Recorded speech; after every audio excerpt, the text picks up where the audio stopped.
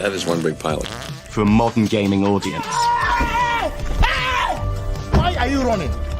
Why would you do that? Why would you do any of that? We're communists. Woke. Would you please get your politics out of my comic books? I'm like, what comic books are you reading? I'm cured! Praise God!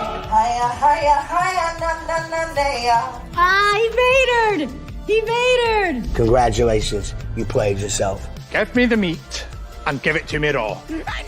For a modern gaming audience. If I speak, I am in big trouble. In big trouble. Welcome to Nerd Wars. Sorry about that. Welcome to Nerd Wars. Please clap.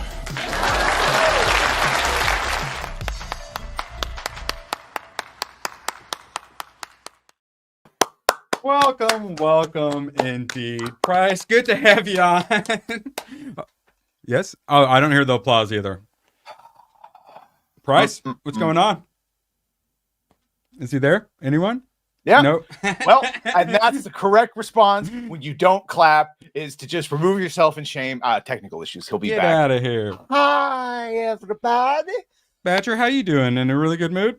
I am totally in a good mood. Nothing is wrong whatsoever, and all of my anger towards Rings of Power will totally be towards Rings of Power. Nothing happening in my personal life. We had Agatha yesterday, Rings of Power for the morning, afternoon, and then we get to finish it off with some Joker 2. Oh, God. I know. I'm seeing Joker 2 on Sunday. Hi, Price. Here, pause. Is he there? Anyone? No. Okay, I saw there. No. Magic. There we go. I heard him. Now you heard me, right? Yes. Professionals. Yes. Your You saw my mouth move too, right? It's a little Ooh. movie move. Yes. The production value, Professional. amazing. Except for that first 30 seconds. But yeah, after that, amazing production value. How you doing, Price? Good. I decided to test out this new setup so that you can interact with me better. Yes, I fully support it. Like By I said, interact, you mean we can see when you're talking. That's true, yes. Correct. For those who don't know, I might have peer pressured Badger into getting a webcam. He was attempting to hide. I wouldn't let it. The world deserves to see. The world deserves to see him. Plus, the background is. It's at least it's a compromise of sorts. Yes. Yeah. Nice little middle ground. Get you I halfway. support it. I did not know you could breathe and function in outer space though. That Among was news to me. calamaris. Right. It's a special species that can. If you were there, you couldn't. Oh, damn it. How do you know That's why I'm he's got not a an crown. alien? King species. Actually, I don't know. Maybe you will be able to. That's what I thought. All right. So the big question, did you watch Agatha and Rings of Power, and are you going to be seeing Joker 2 prayer emojis in chat tonight? Okay, I've already seen Joker 2, and I've done a review about it. Oh, snap. Yeah, I Wow. did. I saw an early screening of it, so I've already seen it. Posted my review the other day, and didn't enjoy it. And in addition, I watched Agatha. Although it was painful, I'll be honest with you. There were moments that I was kind of tuning in and out. It was just I already understand the principle of what's going on there, and it's really, really bad. But I did watch it. Same with Rings of Power. It's like I'm watching it because I know we got to talk about it. But man, it really stretches my patience, that show. Yeah. Well, you'll be happy to hear that not only did I go beyond my 3 post-it notes, so I've got 4 pages of document, but font 16, I swear, we're going to be breaking it down. I apologize in advance, Price. Please keep coming on the show, I swear. It's over. No, it's over. No more Rings of Power after this, I swear. It's really annoying, and I don't think that the budget that they have justifies the slop that they put out.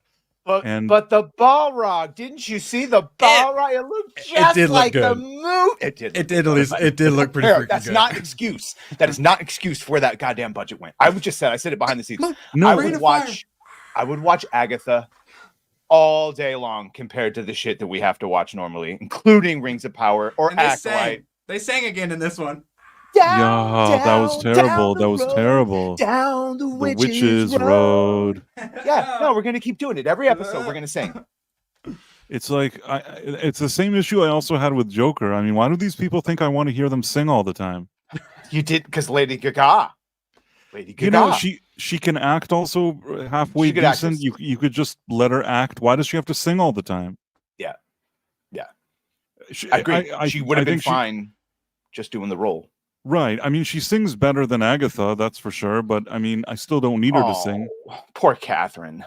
You could tell she really wanted to be a rock star, and she got a showrunner just like, "Oh, we'll have you sing in every episode." So I bet her costume was different, but then she saw Aubrey's and she's like, I want that. And they're like, More tit, which I approve of. Because they both went for it, and Aubrey definitely pulled it off better. It just did not fit her very well. At least we gave Bald Black Woman hair again, which once again looks considerably better when you put some hair on that. But first, we have... Yes, go ahead, Bryce. Yeah, but what I wanted to say is that there was that scene with King Durin. Is that what you were referring to? That you were saying that the scene looked good, like with his death? Yeah, with the Balrog, and then he Viking jumps right. for no fucking reason. Yeah, I'll say that looked nice. It did look nice. And they did it before the opening credits, so you watch it, and I'm like, okay, this kind of looks cool. But then very quickly, you're back to just noticing that it's a crappy show. It's Durin, very what happened Whiplash. to your father? It's like he pulled a Matthew McConaughey right off of the thing. It's in the notes. It's in the notes. All right. And I cheered for it. Now, is it kind of stupid? Yes, but so is it too in Rain of Fire when I cheered when Matthew McConaughey did it. All right, but first we got some really important stuff to talk about. Badger, you don't know much about anime. You've heard of JoJo's Bizarre Adventure. We got to get up at 2... Someone got the salary check in. Holy fuck, Tomok! Before the street. $200 pre-stream legend Tomok. Well, if Megalopolis sucked that much, it did. Oh my god. This is what I know about anime. Anime has a satanic vibe. Thought you got rid of it. I was gonna have to verbatim do it, but thank you. Yeah. Boy, Matt. Wait, Price, did you see Megalopolis, Price? Have we discussed this yet? I did see it. Did you like it? I'm gonna surprise you here. Okay, I can understand why it's an acquired taste and why it wouldn't be for everybody. But we're having technical difficulties. Bye, Price. It's so great having you. I didn't fully hate it. I didn't fully hate it. Erwin hated it with the passion of 1,000 fucking suns. I've never seen him more affected. Emotional damage. Either way, yeah. Very triggered. I'll tell you why I didn't hate it. For starters, as opposed to me watching Joker and seeing somebody take a dump on the Joker, this isn't a situation that Francis Ford Coppola for 50 years dreamed of making this sci-fi movie. And if you like it or don't, that's his vision. And I'd be like Jesse in the table. And I can understand what he was trying to go for watching it. It may not have like completely worked, and it's very overindulgent, and it's very much a vanity passion project. But I respect the guy at 80-something years old. He's like, fuck it, I'm just going to make this movie. And I don't know. Fully his, too. Like, he had full control and whatnot. That's awesome. That's why I was kind of excited to see it. I sat in my car afterwards at the stoplight, and I just thought about it, and I yelled. Bryce. I yelled. Listen, it's a weird movie. He was trying to do a throwback to those kind of 1930s German expressionism movies. It's sort of influenced by Metropolis and a few other kind of things with surreal stuff. It's not for everybody. If you're looking for a well-crafted, logical narrative, you're probably not going to get it from that movie. But if you're it's sort of like a love letter to classic cinema, even genres that maybe you don't like. I didn't think it was terrible if that's what he was going for. It's just it's a very niche movie. It doesn't justify $120 million budget, and I don't think it's going to make back any of the money because it's really, really niche. Lowest cinema scores ever. Yes. The number. Yeah. It's not for everybody. We'll see. Well, we'll see. It's almost not for anybody, really. You know, the acquired taste thing is a lot of things are acquired taste. Doesn't mean they end up being good or being acquired. Time stopping and Megalon never get anything explained or like really even the time stopping never even gets used for anything. And he kind of like builds the city and stuff at the end, but I don't even understand how. And he credited his wife inspired him. And I thought there's gonna be something there, but they kind of like just covered it up and went out. Nothing. That makes right. Sorry, we don't have to talk about this. Those are. I'll tell you what I think. he hasn't made a million sci-fi movies, at least not ones that are classic. And I think that in his mind, he may have thought to himself, this is such a good idea, and maybe it meant something to him, but I don't think that he did any kind of world building or really explaining all the stuff that he needed to with this world, which is why the Megalon and the time stopping doesn't even make any sense. Make Rome great again, Price. I'm at Metropolis.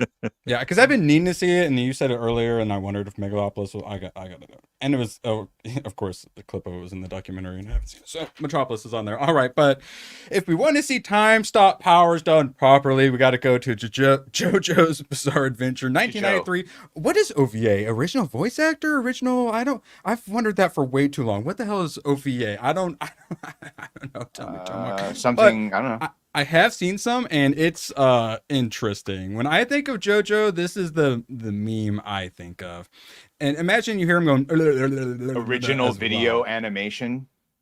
Rich, is that what it is? Please, yeah, please. Well, That's what my supreme overlord internet tells me. Yes. Okay, because apparently, so I've seen some episodes, and then Tomac got to go. Well, actually, you saw this one. You need to see the actual one. That's what we're all here for, isn't it? You rubbing your tipples? So you might need to DM me to make sure I actually watched the right one. Tomac, I'm getting on it, I swear. I did first 2 episodes of Demon Slayer. Holy crap, so freaking good. I can't wait. All right, before we get into Agatha, variety for... Apparently they had nothing to write about today, so we're like, what should we talk about? How about toxic fandom? How Hollywood is battling fans who are just out for blood, from social media boot camps to super fan focus groups. Apparently they've been getting super fans to have focus groups, and it's like... Well, yeah, you've seen those, right? Oh, remember our TikTok super fan focus groups? Of course, that then went on to watch House of the Dragon. Well, I'm watching House of the Dragon, right? Because it came out first. Bitch, you were at the event. Obviously, there's some breaking news story here or something, right? What is the controversy that caused them to write this? Like, what's the most recent controversy to happen with the toxic fandoms? Yeah, you can't think of one. That's pretty good, because they had to go back over a month to August 28th when Amanda Stenberg put her 8.5 minute, no, not her discourse, when she came out after it got canceled. And she was all toxic fans. So they had to go back to over a month ago to like a controversy that had already burned itself out. And then they do all the things you expect. You got the Acolyte, of course. They get into House of Dragon. There's the 2 female characters kissing. Apparently, they got review bombed. Do you guys remember anyone complaining about that? No, I mean, don't it did think make so. sense, but it was dumb. But I don't think anybody cared. Yeah. Review bombs? People were mentioning it, but they mentioned review bomb like the toxic. By the way, you want to know how mental illness works? Angry Badger, great vids lately, man. That should be a compliment. In my head, it's like, yeah, because all those videos previously have been shit, but only lately have they been good. No, it's like when I cut my hair off. And I know too. Oh, your hair looks better. Oh, you're telling me my hair used to look like shit. Thanks. The news cycle has been way fucking better. It was pretty dry for a while, where it's just nothing to talk about. Which is why we got this article, The Marvels, The Boys. They called it woke garbage. Price, you're really smart. That's why I bring you on. Could you please pronounce this correctly and define it for me? Pungent sorbicutes? No! Nailed it. Now, what does that mean? Please tell us. Enlighten us. I am smart, and I have to admit that I haven't really used this word. Neither strong smelling popped up in this dude's thesaurus.com. Fuck these writers. Sorry. It's basically, I assume, like other things similar to that woke garbage. It's a negative thing for sure, but I just sobriquet is an affectionate or humorous nickname, an assumed name. So pungent is a big smell, or smell. Is this a pro cat or whatever? This dude's just trying to be offensive now. Bridgerton had a black woman in it. It's French. Sobriquet.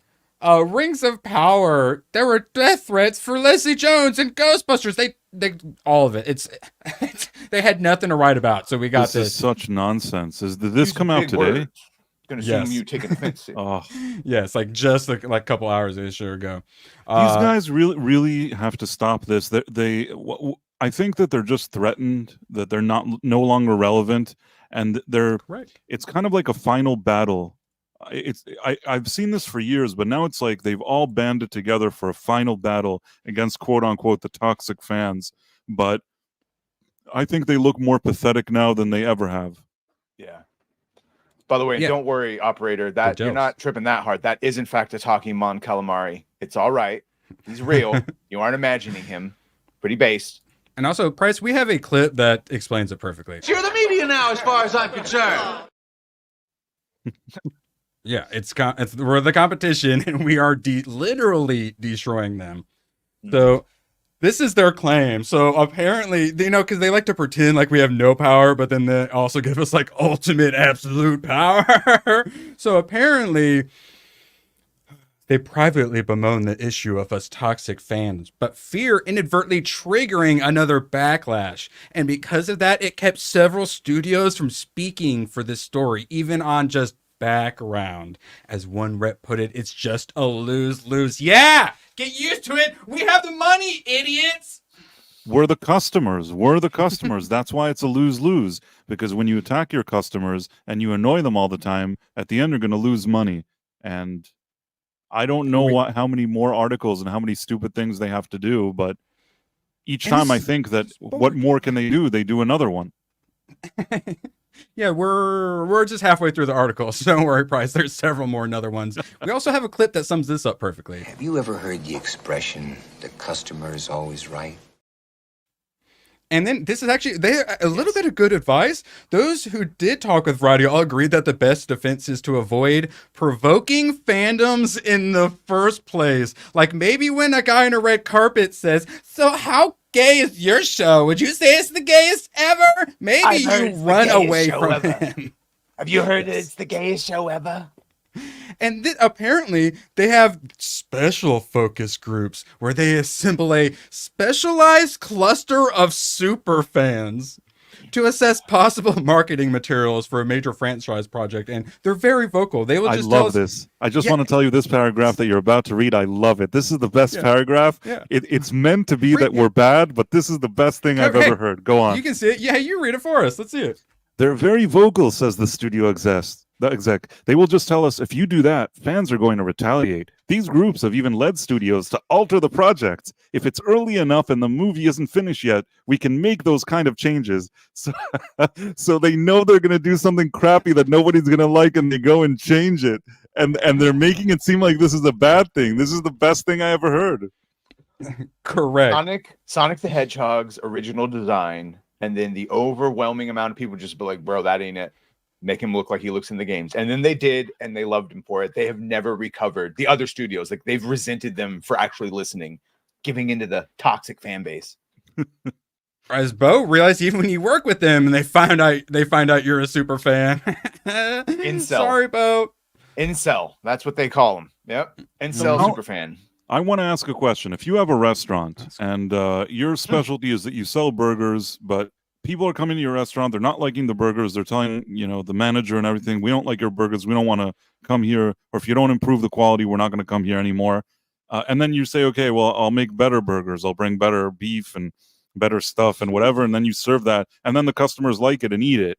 That's how you run a business. What do you mean, oh, we're worried that the fans won't like it, so now we're going to make changes? I mean, the stupidity of the people writing this article, it's a combination of delusion, stupidity, arrogance, condescending, like somehow all rolled into one.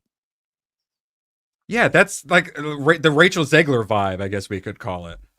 Yeah. Which, by the way, she had an article yesterday, which was complete damage control PR. Yes. And the thing with Rachel Zegler is, even when all of her representatives set up something that's supposed to be damage control and they just let her talk about the points that she's trying to clean up from the previous mess, she just comes off as annoying again. It digs deeper. I did a video, and in it I literally I think a couple times begged her to open her big stupid mouth, and then I put it out, and a couple hours later I had seen some old like articles or whatever people had just covered from before where it was her opening her big mouth. So I think around the time I was saying she needs to open her big mouth, they released an article of her opening her big mouth. And they were trying, I don't know if you noticed, they were trying to, it was like a fixer article, seemingly. First of all, the thing with the tweet with the, Middle East thing, trying to clean that up completely in a way that wasn't consistent with what she said earlier. Meaning there was that thought of maybe she was upset because Gal Gadot was, people were saying she's prettier than her, so it doesn't make sense for her to be Snow White. when that trailer came out, and then she had that tweet which was taking a certain position in the Middle East that was sort of different from Gal Gadot. And then in this article, she's like, "No, I really care about everybody. I was just concerned about human life." Mm-hmm. It was such a backpedaling. Say all lives matter, Rachel. We've talked about it as a joke, and now it just is what it is. She's not the prettiest of them all. She's on the inside. She's the most virtuous. She's not Snow White because her skin is pale as snow. She's Snow White because it's like a white, bright virtue of it. Like that is literally what the change will be. She survived a blizzard. No, it's because she survived a blizzard. No, right, and that's blizzard or something. Jesus looking good, like in the new pic. If you have to change the source material, that instead of saying that she has white skin, now she survived a snow blizzard, you're an idiot. There was so much stupid stuff in the article. It was just like one thing after another, and I didn't believe a word she said. And of course, they threw in the toxic males.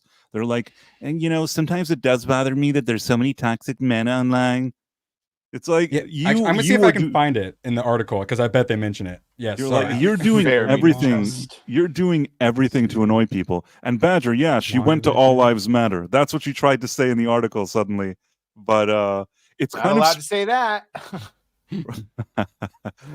I don't know if she's allowed to say that. I don't know if it's good what she said. Because if you say all lives matter, the response is all lives don't matter until Black lives matter. White silence is violence, Badger.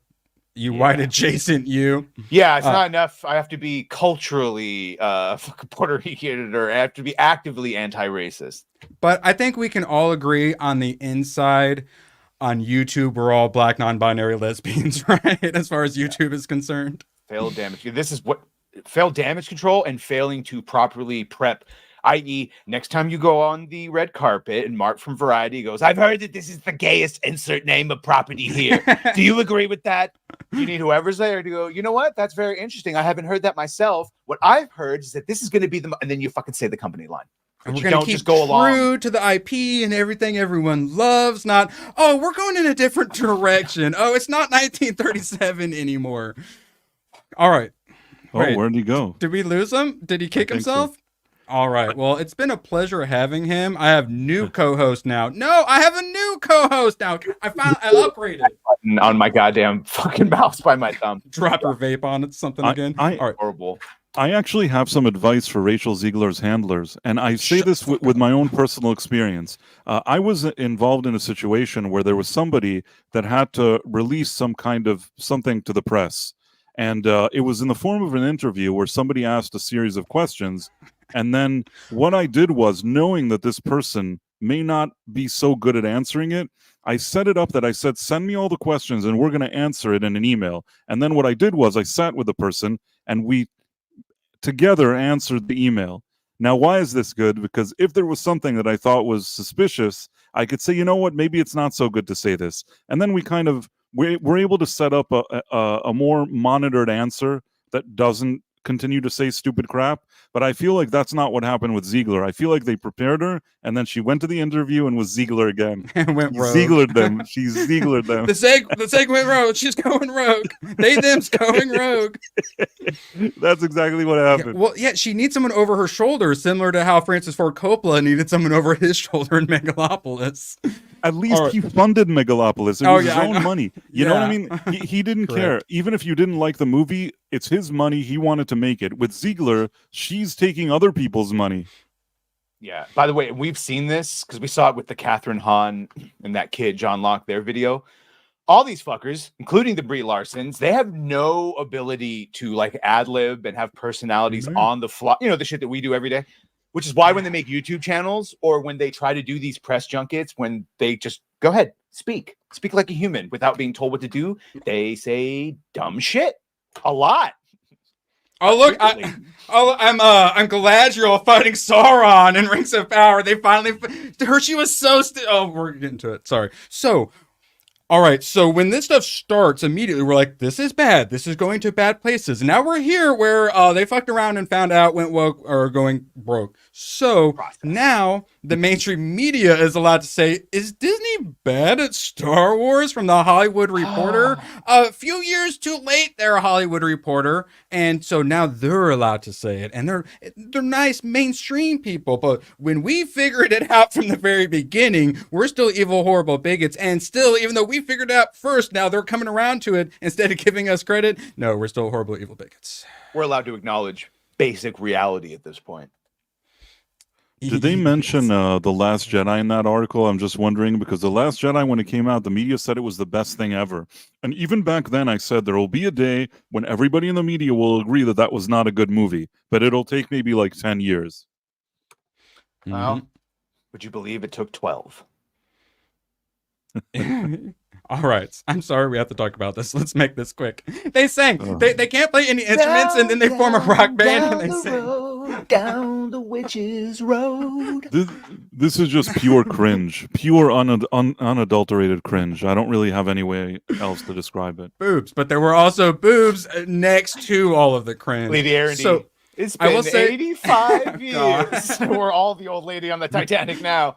So it's like, oh, do you know how to play any instruments? And then gay teen is like, I can play guitar. And so it's like, all right, you go to guitar. And then ask black lady, do you know how to play any instruments? She doesn't know how to play an instrument, so they stick her on the bass guitar. And I'm like, correct!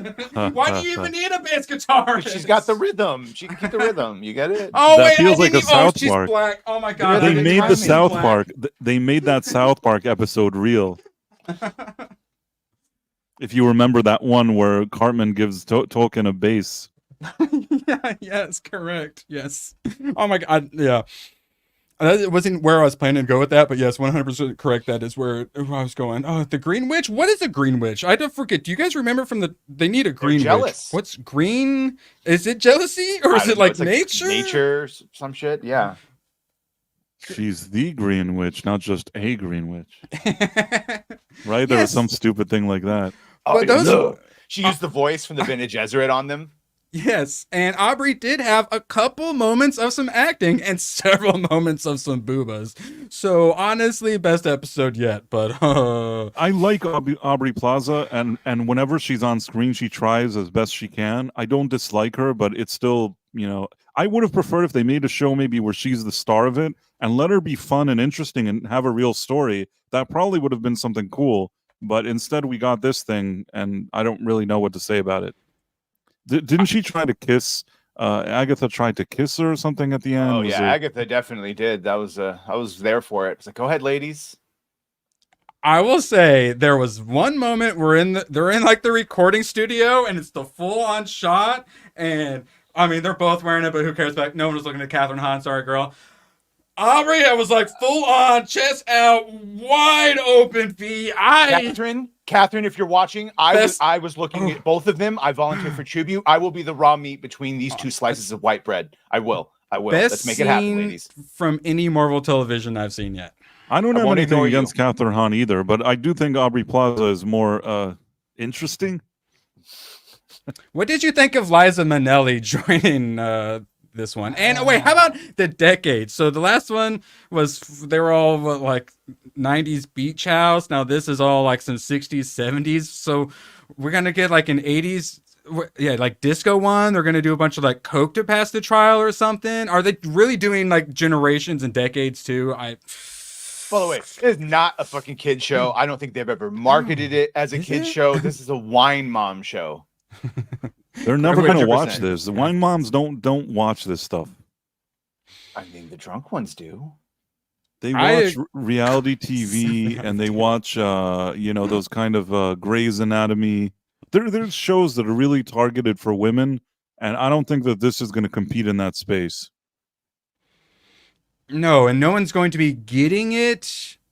Like getting Disney Plus for Agatha All Along, so it's only the demographic who already has Disney Plus and is a woman. And I don't know. I know I certainly wouldn't be watching this anymore. I mean, 2 episodes, I would have definitely been out. No, there's no reason. At the end, only the YouTubers that they hate so much, the toxic YouTubers, are the only people that watch these shows. They should be Correct. thankful. Like, we're the If only they know. reason anybody's even talking about it. I think if we didn't say anything, nobody would watch it and nobody would say Oh anything. my God. That's the Variety article. No one will read our articles. What if we troll all the chuds into covering our articles so we can get some? Oh my God. That's what it is. It is. The Holy Alyssa crap. Mercanti special. I have no relevance unless I say Yeah. stop. If I stop saying hot takes, then I'd have no relevance. So you keep saying Why hot is shit. Smash JT being so mean to me? Oh, don't be Yeah. mean to me, Smash. I would hate that. Yeah. It's like it's the reason Batman just doesn't to the Joker, because then the dance would be over. I will get on that, Tomac. Promise.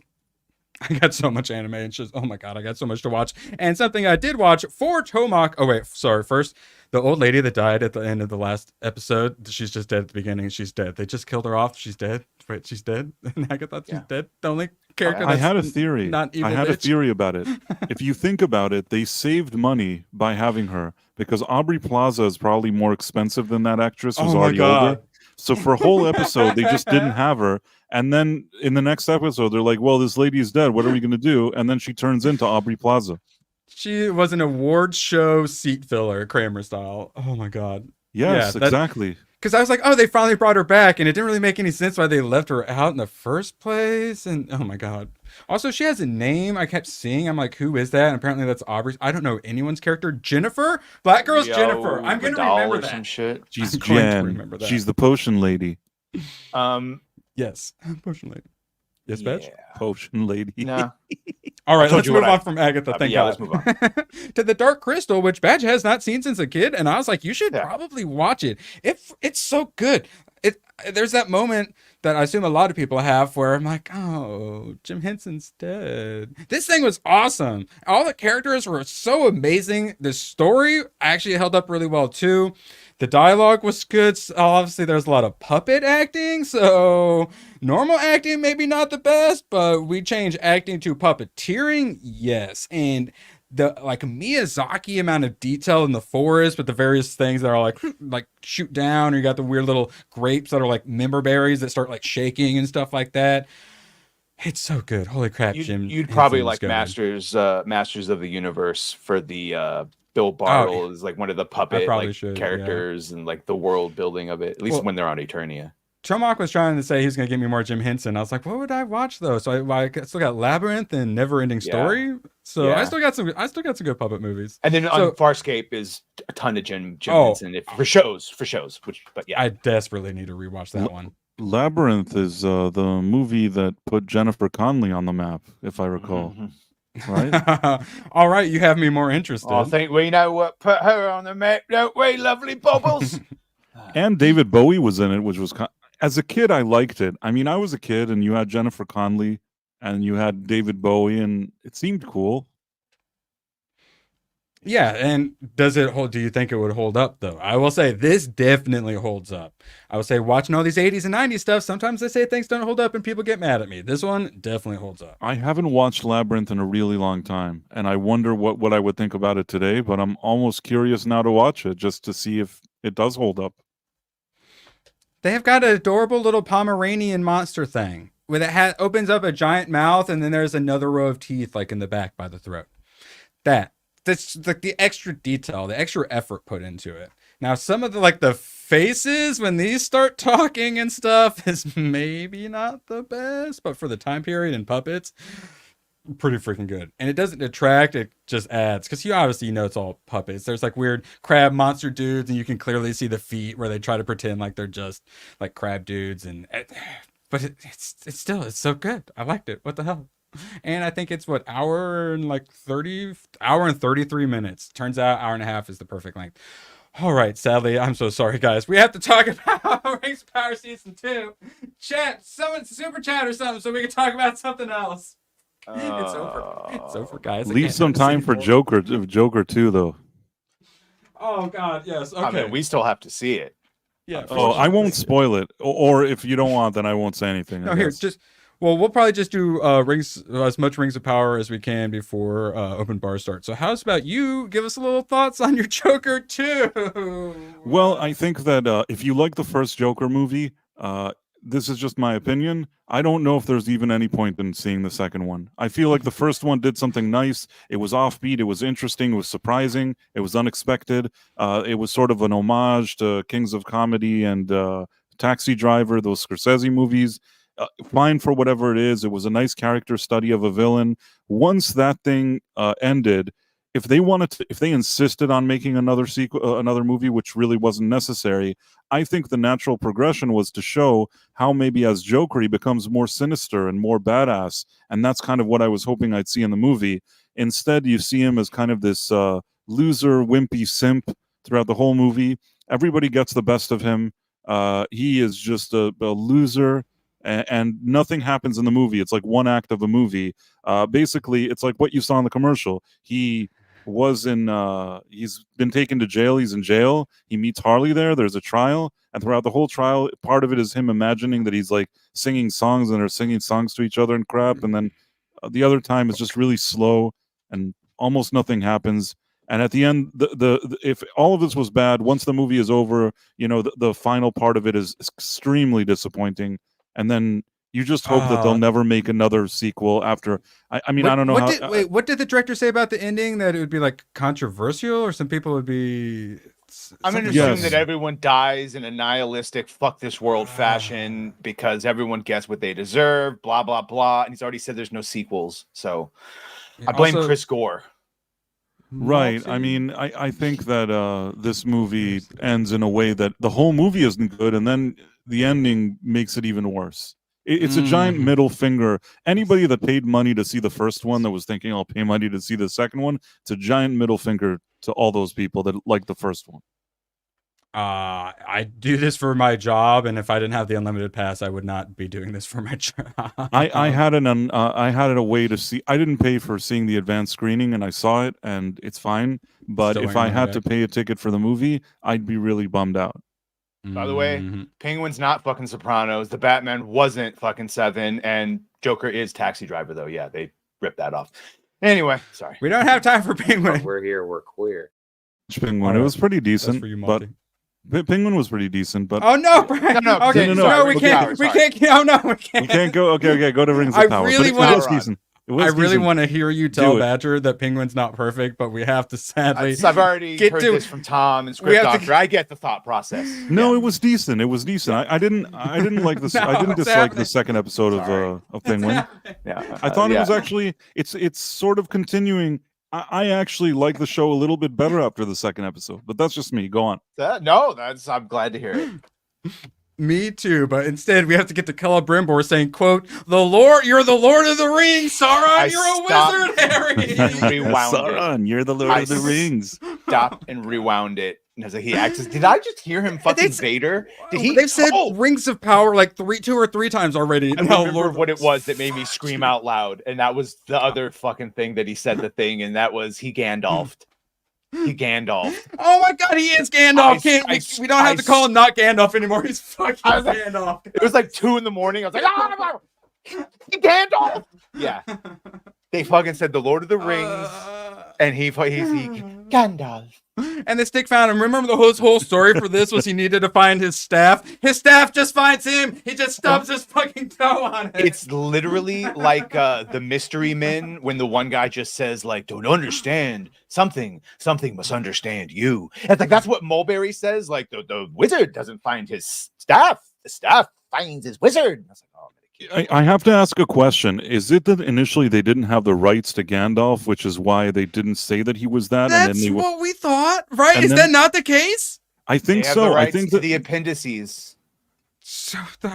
I think that they were working behind the scenes on some kind of licensing deal, and because it was dragging along, they just said, "Well, we won't call him that." And finally, somebody sent somebody a check, and they like did a rubber stamp, and they're like, "Fine, it's Gandalf." So anticlimactic and stupid.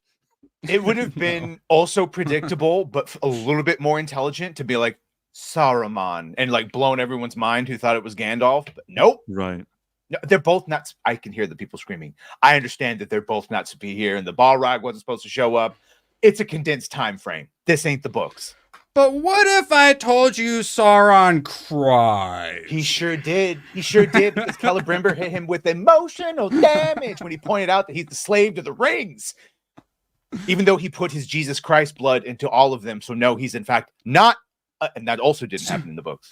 So remember when the orcs had like control of the city, and it was very clear, get all like, you know, the elven leaders, bring them to me, and all the orcs had, you know, Elrond and Gilgadaddy and stuff, and they were clearly captured. And then like the next scene, Lego, Don Lemonloss was there all of a sudden, and they were all fighting now, and then they were all of a sudden free. Aaron, he said, my name is Gandalf. They're gonna call me Gandalf. They'll call me Gandalf. He didn't pick the name picked him. Because they said it yet again, the Indian hobbit, and then the black nappy haired. Oh my god. We're getting to it. All right, I'm pulling they it will up. call me Mog. I'm gonna try to get through this. Oh my god. And apparently the actor, McKay and whatever his name is, told him right before they filmed the scene that he has to say that, meaning he didn't even know. And then he, in an interview, he's like, oh, I was so shocked that they came and they talked to me before the finale, and it was a special moment. It's like, this is so dumb. Yes, agreed. So dumb. I'm gonna try to fly through this. I took notes on this. So it starts off with Durin. Thank God, the dwarfs like easily the best characters in the show, and this really just proved it to me. He starts with the whole "Don't follow me into the mine," kisses Disa and whatnot, like a somewhat like decent moment. Like we're ready to get all going up in. We get a little Balrog tease and fucking spoiler for season 3. And then you get a decent little talk between the father and son, and then the Balrog whip comes out and grabs Pappy Dwarf, and you get the full-blown Balrog moment, which it did look and cool. This shit. Everyone rolling the R's constantly in a casual conversation. It's like, stop. It takes you out. Like verisimilitude gone because you want to go. But he's dead now, right? We won't have to see him anymore. Wait, who's dead? Wait, Celebrimbor isn't dead? I thought he died. Yeah, no, he's dead. He's dead. He's dead. Okay, great. Well, you know, at least something positive happened. If the Shadows of Mordor or the War of Mordor or any sort of factualness, if there's anything that they draw to make those games, Celebrimbor is stuck now. He can't go over to the other side, or his soul form is stuck out there. And eventually, anyway, we'll see. I know why you would have to ask if he's dead or not, because motherfucker took like 7-8 arrows, gets speared through the stomach, and pushed up onto a column where he then says, "You're the Lord of the Rings, Sauron." Adar gets stabbed 50 times and is still like going. It's ridiculous. It felt like Monty Python, that whole thing, but like very long and boring version of it. I was he's dead. You can't get stabbed that many times. But we're not at the Monty Python part. Right now, we're at the Matthew McConaughey Reign of Fire. That's going like this at the Balrog. So we might see him again, is what I'm saying. His soul is bound to the ring, right? So that's how he's able to show up in the... Nobody ever really dies. That's how he's able to show up in those video games with Talon trying to unbind his soul from the ring. So Gandalf wanders about and finds the Dark Wizard, and I can't see anything because it's so fucking dark. They're still doing it. Dark Wizard drops some lore, tries to entice Gandalf while clearly having... He's got like the craziest like Palpatine eyes, and he's like, "I'm a good guy, Gandalf. You should join me to defeat Sauron, so then I can become the evil dictator." "Oh, you don't want to join me, Gandalf? Well, then I'm gonna bring all the rocks down." And that's when I thought black nappy-haired Hobbit was going to get a boulder dropped on her, but no, Gandalf turns his powers back on and stops it. But oh no, the Hobbit town is destroyed, and I did my best not to cheer. But oh no, they're gonna have to pull hobbitses. They're gonna have to move on, and thank God, Poppy is finally leaving the show, and then Nori leaves Gandalf. Thank God. Yeah, I hope they write them out of the show. So I was gonna say, does this mean when we get the third season, because they're not gonna stop, that Gandalf focused, and then they got to wrap up Numenor now? Sauron and his new army while they build Rivendell. And it's time for the humans. Yay. With the humans, we start off with Lady Karen, as I called her, just being a bitch. And then the Beard King comes up and says, Sauron helped Muriel escape the Kraken, so lol JK, we're going to put her in chains. And he's all looking all sinister, having no like character about him. God, Jesus Christ. And then Karen runs off and warns her dad, the only human I slightly like, who then runs off and he's at the end. So he didn't even have a story. He escaped Numenor. God. Karen literally uses her Karen. The guards are looking for him, and Lady Karen uses her Karen powers to be like, the guard wants to go look for him, and she's like, I will speak to your manager right now. And he has to run off. Literally uses her Karen powers. Then I'm reminded that I hate Muriel's blind ass. So what? It's Muriel and the dad. Oh, fuck it. She gives him the sword. Is that sword the Sauron finger chopping sword, which he then eventually gives his son? What was that sword? Nurendil or whatever the fuck it is. I didn't notice it if that's what it was. I would have. Or was it like Aragorn's sword? Or, yeah. They made a big deal about showing the sword. So I was hoping someone would actually be on that one. And then we got some more elves versus orcs, and then while the orcs are invading, they go 3 for 3 hitting their arrow shots. Like, elves are like behind cover and stuff, and these orcs are just murking them. All I'm saying is Palpatine should have hired these guys. Then we got Galadriel. Then Galadriel comes out of nowhere and saves them, and she fights like she's doing the robot, because you can tell where it's the stunt person, but then they have to get the shots, like the front shots of her. So she just like stab. It's so bad. All right, and then they walk out of a random hole and they're surrounded by orcs. So Galadriel offers to trade the 9 rings to take her. She wants to save like a few people, and she's going to give the 9 rings to the fucking evil guy. Okay. And then we get to Celebrimbor's now an arrow pincushion for Sauron. That made me laugh. And he goes full gaslight mode, says, look what you've done to yourself, which I actually enjoyed that. Let's see. If I could actually understand what Celebrimbor was saying, could have been a decent scene. He predicts that Frodo is going to destroy Sauron, and then he gets speared up a column. You are Sauron, the Lord of the Rings, and then literally dies of cringe immediately after he says it. And then Sauron starts crying. You him? You. And then the orc, you him? I have many names. Like, yes, bitch, God. Is Sauron one of them? I need a signature for this package. You can't just give it to anyone. New phone, who dis? And then I yell, no, because we go back to Isildur and Theo, who I forgot existed. And then they start like talking about like coping with their dead moms. I'm like, oh, there's going to be a nice character moment. And then it immediately ends and they hug. And I'm like, okay, well, I guess that could have been a moment. And then the wild woman shows up. I don't know what to call her. I just call her the wild woman. The wildling. Yeah. And then they give this random drifter wildling who just randomly showed up like a couple episodes ago and has had no story, give her more of an emotional scene than anyone else gets in the episode. I was like, oh, are they going to do something that's not shitty? They're going to have her go back and admit that she loves him and not which is exactly what happened. And then it didn't fucking matter because she stayed with her safe, comfortable jerk off. And then they kiss and it's all emotional. Yeah. But then my note is, I don't fucking care. Price, were you a big fan of this drifter that randomly showed up character? No, not really.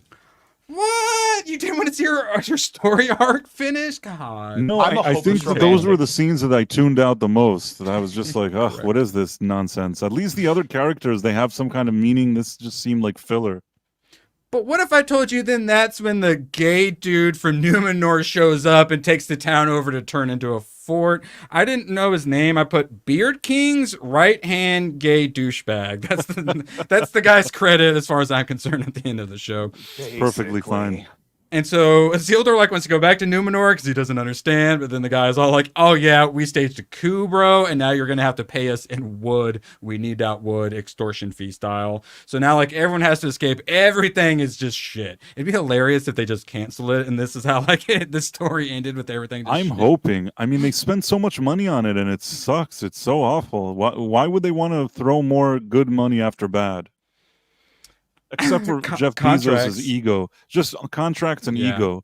Because admitting how badly they failed here would be an issue, I guess. Basically. Estrid and Isildur were horrible. But I guess it worked to catch up on that. Illustrate Numenor's new focus on dominance and racism against the lower people. So she was a tool for the plot. I didn't think about that, but I do like the Numenorian coup people slightly more now that you mentioned that. Except for the gay guy in the arms thing. I mean, I almost used the F word. All right, then we get to Orc BLM rioters tear down a statue, was my notes. Burn all the records and tear down the elf patriarchy. I swear that's exactly what happens, word for word. And then we get back to the sword fight we've all been waiting for, where it was Anakin versus Obi-Wan. Morphin fights like this. Yeah. Yeah. We finally got it. Darth Vader, rematch of the century. Girl power. Boo. Yeah, so literally 2 seasons. 2 seasons we've been waiting for. You could equate it to the fall of a bunch of different places, the burning of the Library of Alexandria, the fall of Megalopolis, Constantinople, etc., etc. Either way, it was all bad. And Sauron turns back into Halbrand, and then he's playing mind games, turns into Galadriel, and my notes in all caps were, no, oh my fucking God, no, there's 2 of them, please God help me. And thankfully then switched into like Celebrimbor or something. So I was like, thank fucking God. And then the door is open and she says, the door is shut. Because, you know, she's worried that she's going to get mind controlled. So he's trying to be like, I can still mind control you. And she had to prove that he can't mind control. And Roundhouse kicks him like 7 feet backwards into some rocks. The little 5'2" Morphin Clark Roundhouse kicks him superhero style. Ring of Power, something. I realized for the vast majority of the fight, for the vast majority of the fight, I was unironically rooting for Sauron as if he was the good point of view hero character. His sword is so cool. That alone, his sword makes me root for him. And then at the end, when because he outmatched her in every way, and in the end, when it did look like he was going to win, I was like, oh, good, he should win. He is the hero of this story so far. And then she Luke Skywalkered it. Peace to Middle Earth. He even says it. Would you not believe him? Yeah. Politicians it was a backward never lie. Spin kick. I'm sorry. I'm so sorry. Actually, wait, you just will actually be on the Roundhouse. Yeah. Suddenly, Galadriel is now winning the fight for no reason. But now that you mention it, I assume it was the ring. She found the heart of the cards or something. Yeah. Puts it into 7th gear, hits that nitro. Sauron stabs her with the crown, and I shout, yes! I loved it. Stab that bitch, yes. Yes, I know. He literally digs it in. I'm like, yeah, yes. It's great. She free peoples of Middle Earth will always resist you, Donald Trump. Kamala 2024. Give me a little orange, Sauron. There's also something, it's not the strength that defeats the darkness or something. Am I wrong? Yes, wait, I had that somewhere. We might have skipped it, or it's a little bit later. But yes, I had that too, where she just... Sorry, I remembered some nonsense. There's like 7 endings too. Just like, they really... I was like, okay, it's ending? No, there's 30 more minutes. Oh, fuck. There's also 7 speeches about light overcoming darkness in this season as well. Dorian had one in the last episode. Yeah. That's why I was confused, but I remember some cringy thing like that there.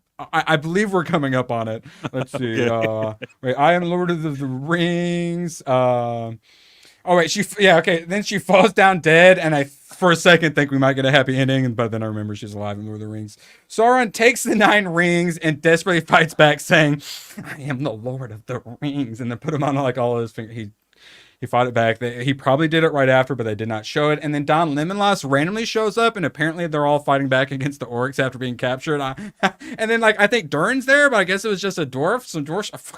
Sauron orders Galadriel to give him the ring, and she's about to. But then she pulls a psych and jumps backwards off the cliff like she's fucking Gollum going into Mount Doom.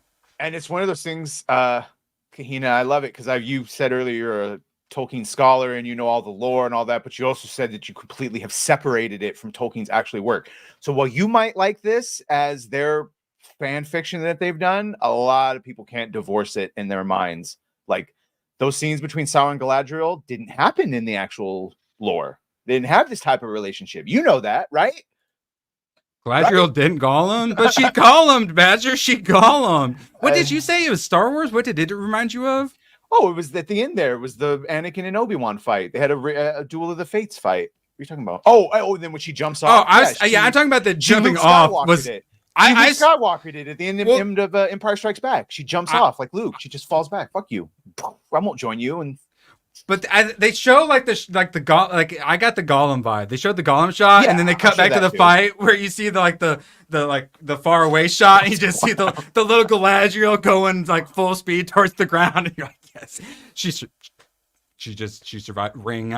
She survived. Ring powers. What I yes. Fucking ring powers. People that jump off cliffs survive on this show a lot.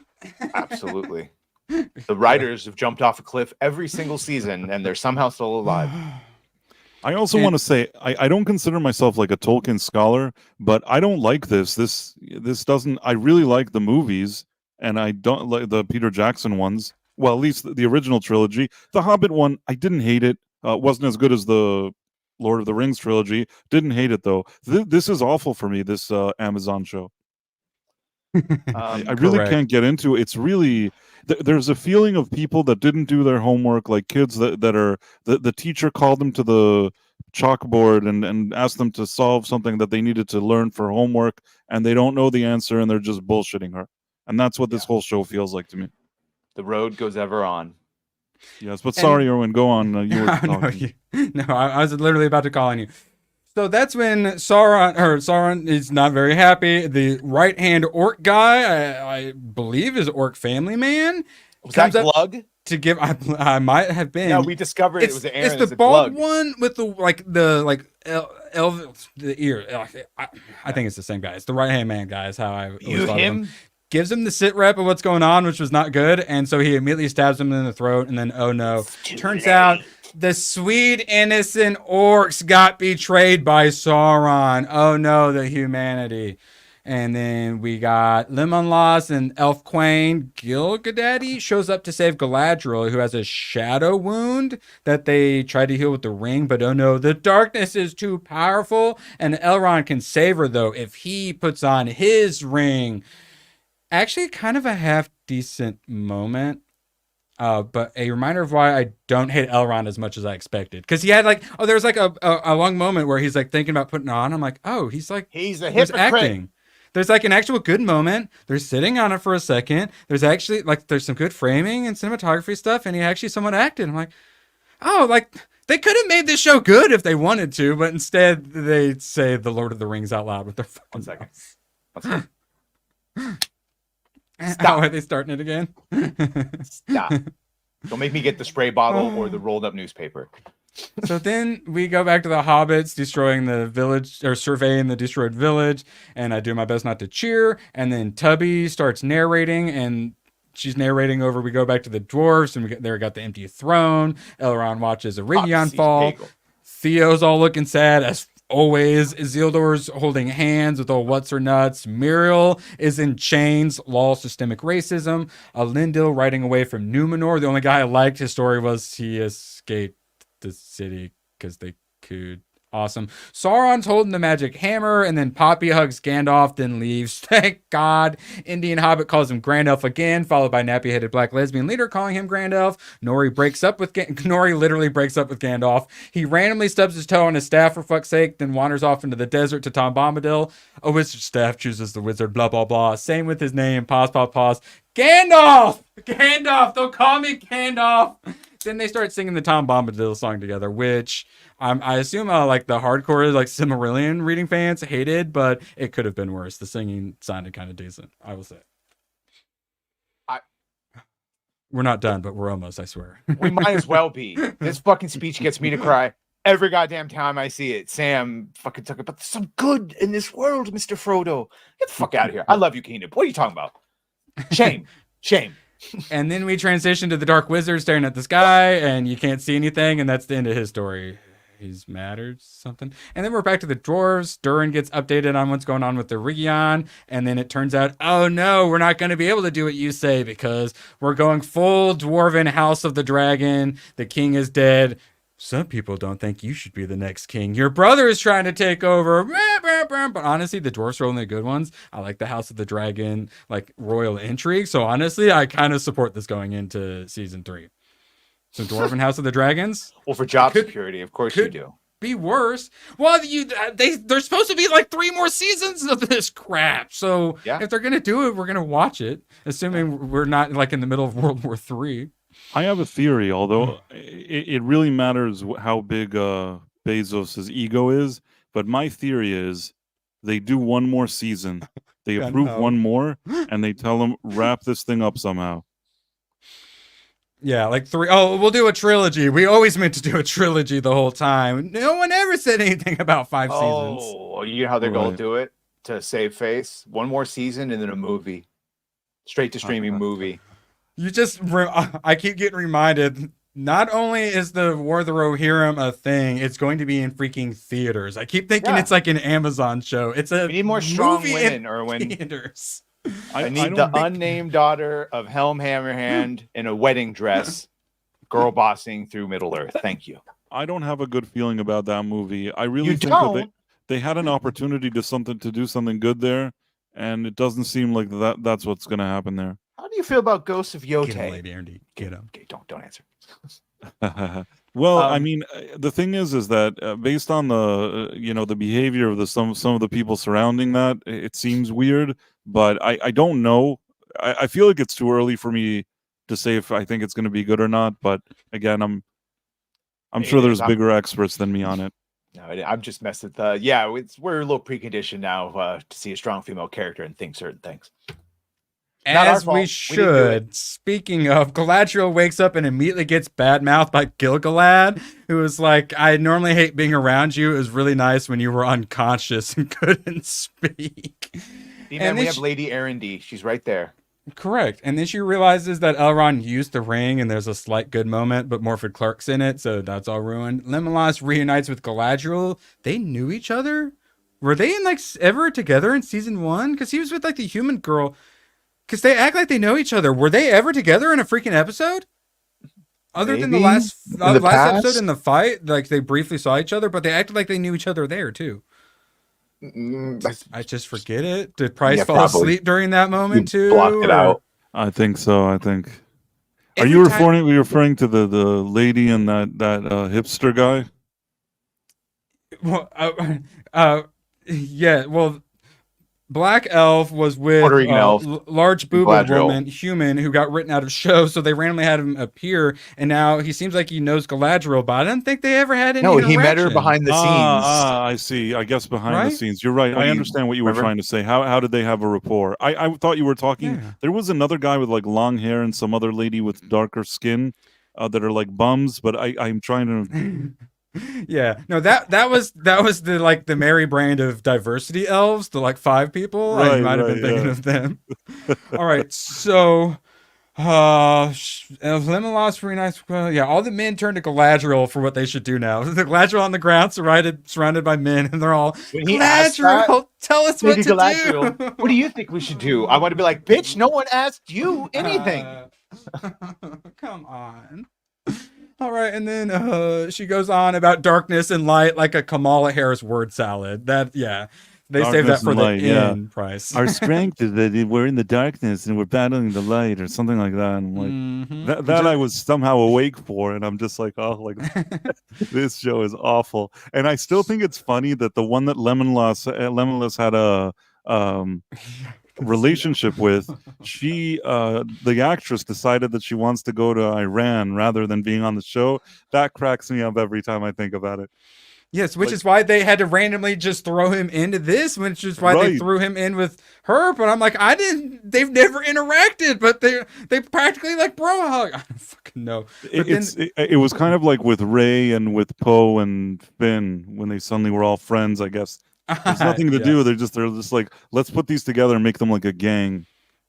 Yeah, and Twitter will ship them. They help her to the edge of the cliff, and she's just in a white robe. And for the very first time in 2 seasons, she actually looks somewhat feminine and elven, because she doesn't have armor on for the first time. It's just a white robe. For once, she actually looks somewhat feminine. I'm like, maybe just done this the whole time, please. Well, I should probably mention that Open Bar is actually live, and since John is with family, we didn't get the spamming of meow, meow, meow. So Gil-galad pulls out his sword and everyone cheers, even though everyone just lost everything. Epic music swells, credits, and it's not Dwarven Metal this time. Badger, outro. Dear God, thank you that this season is over. Let Agatha be a quick and painless end, and then let Penguin continue to be what it is right now. That's it. Price, say some words for us. Yeah, I think that, like I said, I think it'll have one more season, and I think that season will be crappy. Even crappier than this one. Yeah, season 3 I think is going to be pretty on par with Velma Halloween. CBR gave it a 5 out of 10. It's so bad. I'm waiting for that one. That one actually, I'm gonna have to do a video on. I can. In the nick ABF wanted to do his outro. Wow, 50 memberships. My hands are shaking, but I'm still shooting. I'm still getting the headshots. It's like boom, headshot, boom, headshot, boom, headshot. First one he got was Lady Aaron D. too. He don't miss. He gets all the good ones. He got John Richards too right after that. Shrapnel. He's Space Rebel. He's getting all Dragon Wise, Dax, Tech Rat, Sons of Shadows. Holy, he's literally getting like the whole gang. God, you got everyone. Oh my Memo. God. 4 pounds of C4 may be a little excessive. He got Hypno. He got Kane. He got Justin. Oh my God. Moreland. Talk about Wayfair. He just got Wayfair. Sonya just got. He doesn't miss. Oh man, I'm all like sweaty because I forgot to turn my fan on. I'm all worked up, and then he has to go do that. Now I'm gonna need it in the stream. I'm gonna need 38 seconds. Sorry, he's all got me all worked up. Wait, sorry. Outro. His power level is amazing. It's spectacular. Shrapnel literally got hit with shrapnel. 9 is an OG and he's not a green. I will say they're still going. You might get it. B-Man just got one. You guys are the absolute best. Go enjoy open bar. We'll see you tomorrow for some pre-F&T. Love guys. So long, and thanks for all the fish. Oh, the camera's on. The camera's been on the whole time, huh? I don't even know. Hello. Screw you guys. I'm going home. Good, then get the hell out of my life. Who needs you? Beat it. Leave me alone. I needed to get rid of the human garbage, otherwise known as my best friends. Oh! Come on! Bonnie, how do you keep getting back in? Well, bye. If we're not back by dawn, call the president. Me and Badger are watching Joker 2 tonight. Please pray for us. Oh my God.